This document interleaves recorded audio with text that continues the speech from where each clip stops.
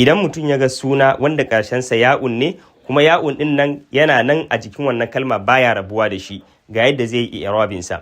Misali idan muka ce ja al-qadi, alƙali ya zo, wannan alƙadi a nan wurin fa'ilun ne marfu wa alamatu raf'ihi ad-damma, amma damman zamu kaddara ne, bara mu ce ja al-qadiyu ba, ja al-qadiyu a saboda akwai athiqal, akwai nauyi wurin sanya damma akan ya'un din, sai mu ce ja al-qadi, qadi fa'ilun marfu wa alamatu raf'ihi ad-dammatu al-muqaddara.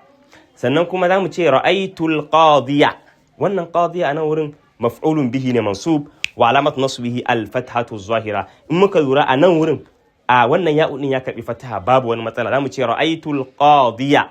Sannan kuma idan ya kasance majruri ne, misali sallamtu ala al-qadi, al-qadi a nan wurin majrurun bi ala ne, shi ma a wannan yanayi din zamu kaddara masa kasra ne, bara mu sanya masa kasra din ba, bara mu ce al-qadi ba, zamu ce al-qadi, ja al-qadi, ra'aytul qadiya, sallamtu ala alqadi. Idan yazo marfu'i ko kuma majruri zamu kaddara masa dukkan wannan alama ta i'rabi din, amma idan yazo mansubi zamu bayyana masa wannan fatha din, wannan ana kiransa al-manqusu.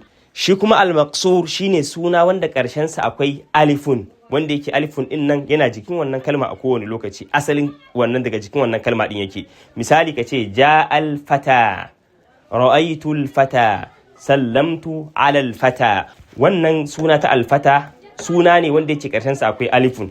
To anan wurin yazo marfu'i zamu ce al-fata, nan yazo mansub zamu ce al-fata, nan yazo majrur zamu ce al-fata, domin ba za mu iya sanya fataha a karshen wannan kalma din ba litta'azzu, saboda haka zamu kaddara masa jami'u harakatil i'rab ne, zamu kaddara masa dukkan alamomi na i'rabi a karshen wannan kalma din. Wannan shi ne ake kiransa al-maqsur, shi ba a bayyana masa kowanne daga cikin alamomi na i'rabi. Shi kuma al-manqus fatha yana bayyana a saman sa, amma damma da kasra shi kuma ana kaddara masa ne.